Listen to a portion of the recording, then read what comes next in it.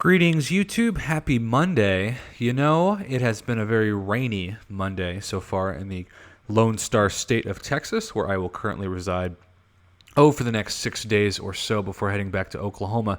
And in the meantime, I have been flooded with appreciation for the video I put out yesterday on the overheating issue with the Apple iPhones, and even some videos from people who are said, hey, try this. This should help. And it really comes down to downloading the 12.0 beta after you have given your Apple ID to Apple. But I have had some people who have tried that and it hasn't worked.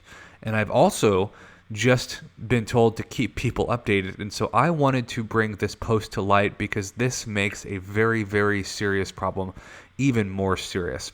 So this is posted from Mingo0312. It's one of the few forum posts I've seen about this that hasn't automatically been deleted. A lot of you are also contacting me furious because you are just trying to figure out an answer, and Kabam keeps deleting your posts. This is another reason why people are ticked off at the company when they feel like they are not being vulgar or mean or violating the forum rules, and they are still being deleted almost as soon as they are submitted.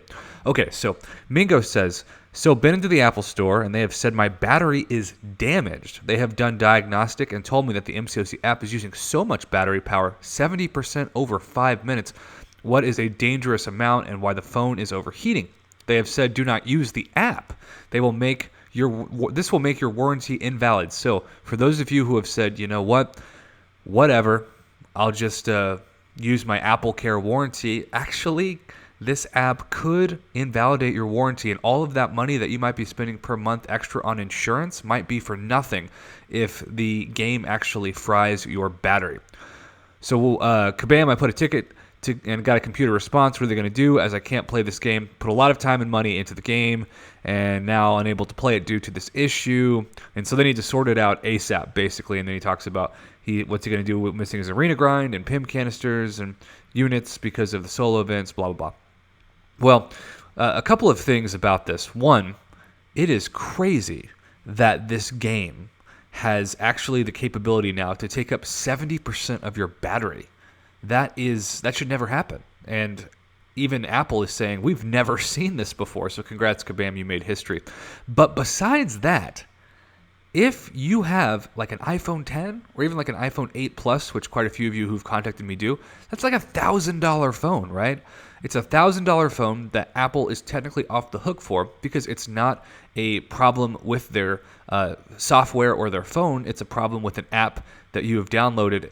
And so when you scroll down, you'll see a lot of responses. And eventually, let's see if I can find this response when I scroll down.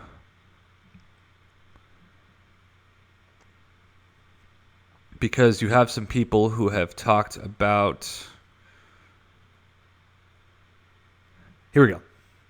I don't believe that Kabam understands the potential fallout from this issue and the possible legal actions that they could face. They are aware of the issue and have done nothing, to my knowledge, to warn gamers about the potential damage using the app could do. I understand this is something that no developer wants to do, but there comes a time when the cost of not doing it could far outweigh the cost of doing it for both the reputation and monetary terms. And then there are a couple people who've gone on to say this could be a class action lawsuit. Now, there has been some pushback, and those that have actually read the terms of service actually state that app developers are very, very much protected from issues like this, and that people can try to put up legal action, but they probably won't get anywhere.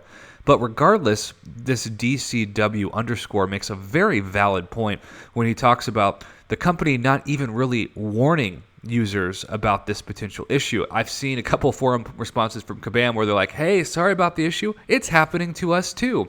As if to say, hey, because we can't fix it and we don't have a solution and it's affecting us, you shouldn't care so much since it's affecting you as well. And that is a very faulty, illogical argument.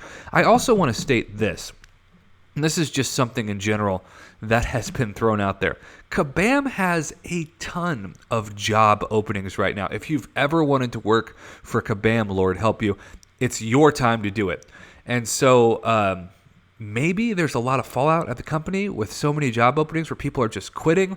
Of course, there are always conspiracy theories out there as to saying that maybe somebody who quit, like a programmer, put a bug into the game before they quit. I mean, wouldn't be unheard of, though that is not substantiated theory or hypothesis.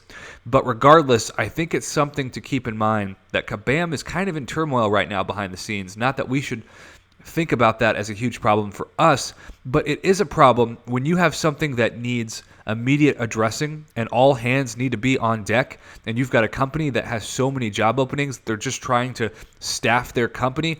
It can be very difficult for that company to have the manpower and the means to fix something that's literally breaking people's phones and destroying their batteries.